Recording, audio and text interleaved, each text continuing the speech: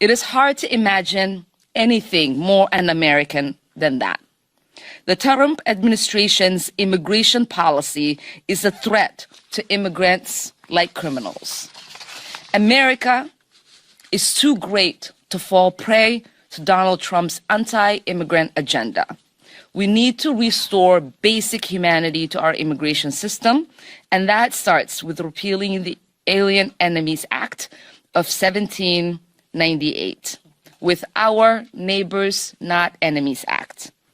Together, we will end this xenophobic law once and for all. Liberal mayors are fighting to keep illegal immigrants in their cities, citing that these undocumented individuals are safe in their care. Border czar Tom Homan, he shares an insane figure when it comes to these border crossings, and Democrats are going ballistic after Hakeem Jeffries fails them yet again. Now, I got all this and a whole lot more, guys, so let's go and get this show on the road, shall we? We've got far-left mayors who are adamant that illegal immigrants belong in their community, despite the mandate from the American people that voted for mass deportations. These are people that received tax-paid benefits like food, shelter, clothing, and even gadgets. Now, you might argue that there's enough taxpayer money to go around for everybody, right? But the fact of the matter is that we're not giving enough to help our own homeless, especially veterans who are being ignored and left out to fend for themselves. But listen to what Minneapolis Mayor Jacob Frey had to say about illegal immigrants. Watch. And I want all of you just to know exactly where we are as far as our neighbors go.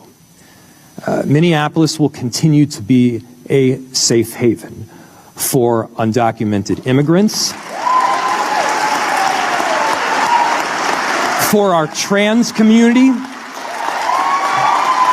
Regardless of who you are or where you come from, Minneapolis is a place where you should be proud to call home. And yes, this is the same Mayor Frey that said that he won't cooperate with ICE, especially when it comes to the deportation of illegal immigrants and criminals. I want to speak directly to people who are undocumented.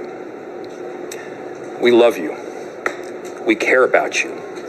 In the city of Minneapolis, we will stand up for you, and we will do anything in our power to help. Because you're not an alien in our city, you're a neighbor.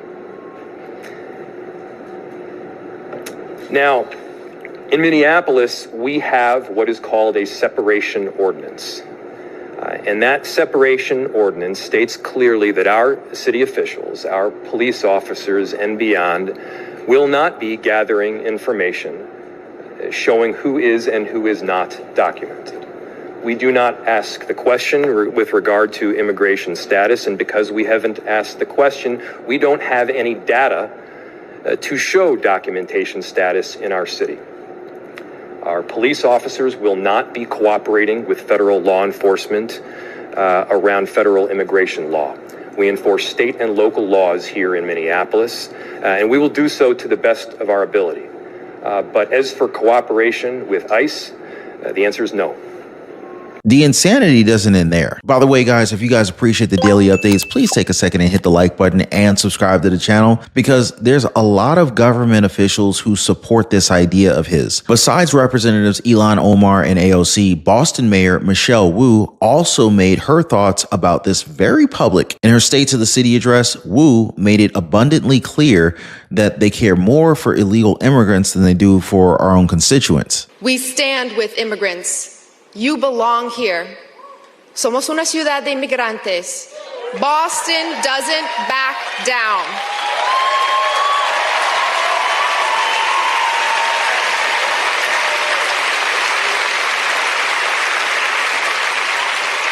We are a city where the Irish coffee is strong and our opinions are stronger.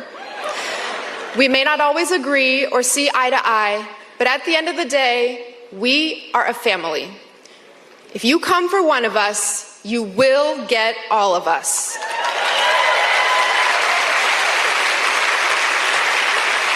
We are a city that knows our strength is each other, and we will defend the people we love with all that we've got.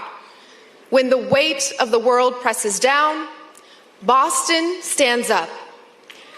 It is because of this community and the work we've done together that I was able to raise my right hand, swear an oath, and tell the nation the truth, that Boston is the greatest city on earth. Now, I do want to point it out that it seems as if Mayor Wu is learning to speak Spanish, which doesn't align with what their own party said back in 2008. This was the Democratic Party back then with Hillary Clinton. So I think we got to have tough conditions. Tell people to come out of the shadows. If they've committed a crime, deport them. No questions asked. They're gone. If they've been working and are law-abiding, we should say, here are the conditions for you staying. You have to pay a stiff fine because you came here illegally. You have to pay back taxes, and you have to try to learn English, and you have to wait in line. Now, the argument is that they're now thinking about the human aspect of all of this, that we should have compassion. But the problem is that you're using resources that were meant for U.S. citizens, which in turn is stretching your budget to lengths that it can't even reach. Hey, by the way, guys, if you're one of the real ones who really enjoy what we do here on the channel, you've got to check out the Inner Circle. This is where our true supporters get exclusive access to content that I just can't share here, completely commercial free. It's also the best way to keep this channel going strong. So if you want to be a part of something special, join us over there. Links in the description or in the pinned comment down below. And just like in Chicago, their mayor was forced to think of other ways to generate revenue. Or in other words, he wanted to pass the added expenses on the taxpayers. But that's not what the Trump administration wants. In fact, the president, he wants to do what he promised, and that's to protect our borders and to deport criminals out the country, something that they've been very successful at. In 4 weeks, we arrested more criminal aliens in the interior United States than Joe Biden did in a year, first of all. Second of all, the border numbers right now are down 96%. 96% decline in 6 weeks. We did in 6 weeks what Joe Biden refused to do in 4 years. And what we needed, as the president articulated during the speech, all we needed was a new president who took border security seriously, and that's what we have in President Trump. 96% decline on border crossing. But here's the most important part, what I think is the most important part, gotaways. Under Joe Biden, we got 2.2 million people cross the border, weren't apprehended, weren't fingerprinted, weren't vetted. 2.2 million people came into this country, and we got them on video, drone traffic, sensor traffic. They weren't apprehended because Border Patrol was too busy changing diapers, making baby formula, taking care of the humanitarian crisis of people coming across that border by the millions. 2.2 million people cross the border. We don't know who they are, where they came from, and why they're here. Gotaways by average were 1,800 a day under Joe Biden. 1,800 people a day crossed this border and weren't apprehended because Border Patrol was so overwhelmed. The gotaway number yesterday, 41. 41. 1,800 or 41. That means less people are entering this country than that we don't know who they are. Now, obviously, guys, these far left mayors, they don't like what Tom Homan's saying here. But the fact is that this influx of people into the country, it's unsustainable. Late last year, we were made aware of the many public assistance programs that have provided billions of dollars to illegal aliens. It's been estimated that 2023 alone, federal expenditures for them cost almost $70 billion, with research stating that each illegal immigrant can receive around $332,000 in taxpayer-funded benefits over the course of their lifetime, of course. Now, the Trump administration made sure to answer the statements from mayors like Boston Mayor Wu. In a press release, the Trump administration called the mayor a radical and cited examples of ICE arrests in Boston. It asks, why is Mayor Wu intent on defying the will of the American people and obstructing the Trump administration's efforts to remove these monsters from our streets? She says Boston is for everyone. That's kind of her big slogan. But it seems like it's for that includes illegal immigrants who have committed heinous crimes. Now, speaking of defending criminals, House Minority Leader Hakeem Jeffries he's taking some advice from Senator Adam Schiff. Anybody like Adam Schiff in the audience here, guys? He's now doing this vlogger style video as he talks about the federal judge who wanted to bring back illegal immigrants into the country, individuals who are confirmed dangerous criminals. Which is really kind of strange. Shouldn't they be working together with the Trump administration to keep the United States citizens safe? But instead, they're fighting for people who aren't even supposed to be here in the first place. In America, we don't have a king, we don't have a monarch, we don't have a dictator. In our democracy, we have separate and co-equal branches of government. We don't work for Donald Trump, we work for the American people. It is the Congress's responsibility and the court's responsibility to serve as a check and balance on an out-of-control executive branch. Donald Trump, Elon Musk, and the Trump administration are completely and totally out of control. In court case after court case after court case, Donald Trump is losing and the American people are winning. So now Donald Trump is threatening to impeach federal judges who disagree with his unconstitutional and unlawful executive orders. Here's the thing. House Democrats and Senate Democrats are going to make sure that Donald Trump does not successfully impeach a single federal judge. Not one.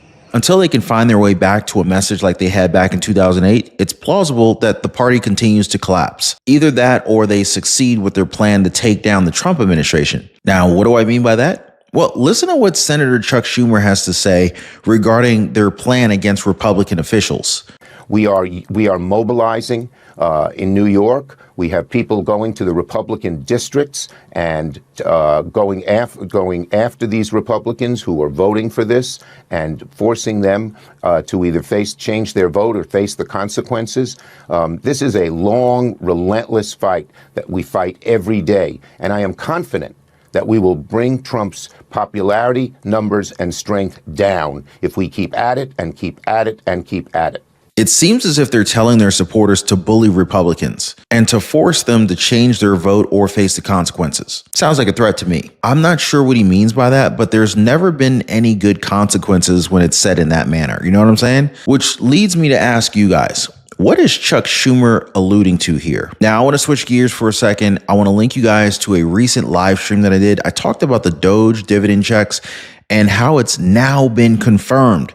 These checks are sure to help millions once they arrive. Make sure you guys check that video out. As always, thank you so much for your time. Thanks for hitting the like button and subscribing. We'll see you next time.